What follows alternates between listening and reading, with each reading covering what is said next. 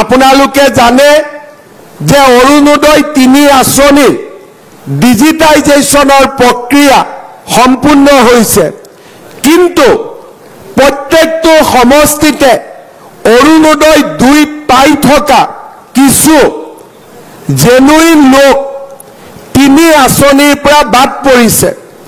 দ্বিতীয়তে, আমাৰ হাতত প্ৰত্যেকটো সমষ্টিতে কিছু দিব পৰা হিতাধিকাৰীৰ সংখ্যা ৰৈ গৈছে।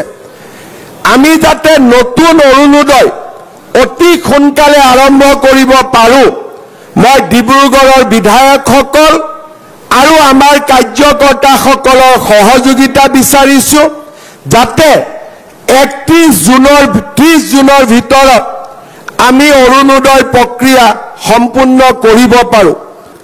আপোনালোকে জানে যে অৰুণোদয় ৩ আঁচনিৰ ডিজিটাইজেশ্যনৰ প্ৰক্ৰিয়া সম্পূৰ্ণ হৈছে, কিন্তু প্ৰত্যেকটো সমষ্টিতে অৰুণোদয় ২ পাই থকা কিছু জেনুইন লোক ৩ আঁচনিৰ পৰা বাদ পৰিছে।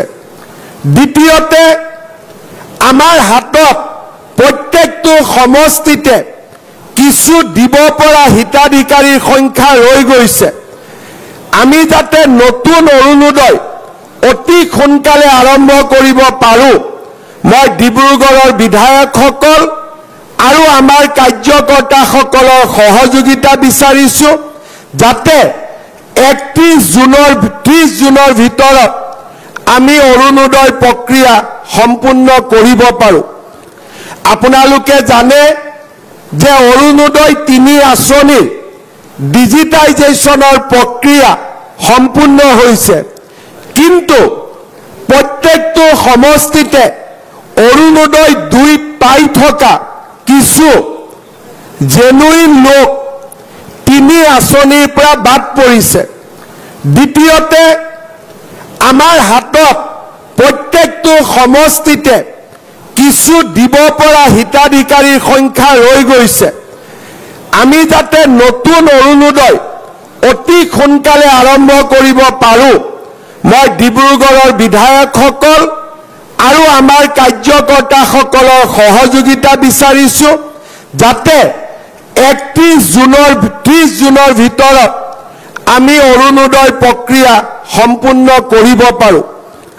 আপোনালোকে জানে যে অৰুণোদয় ৩ আঁচনিৰ ডিজিটাইজেশ্যনৰ প্ৰক্ৰিয়া সম্পূৰ্ণ হৈছে, কিন্তু প্ৰত্যেকটো সমষ্টিতে অৰুণোদয় ২ পাই থকা কিছু জেনুইন লোক ৩ আঁচনিৰ পৰা বাদ পৰিছে।